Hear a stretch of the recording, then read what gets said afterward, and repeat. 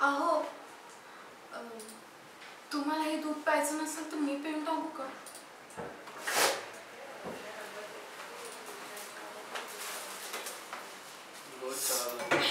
Cheers.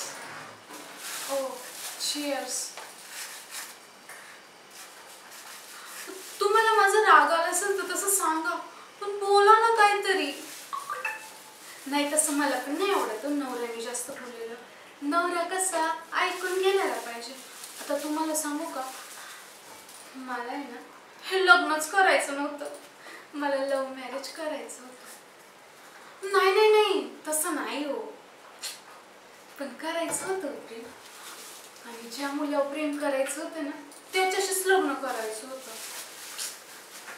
नाही ना, माझी आजी म्हणती नवरा कसा प्रसादाच्या शिऱ्यासारखा असतो, त्यात तूप किती घातलंय, रवा कुठला वापरलाय, तो गोड आहे की नाही, त्यात मनुके आहे की नाही, असं नसतं विचारायचं. जे मिळालंय त्यातच समाधान मानायचं असतं.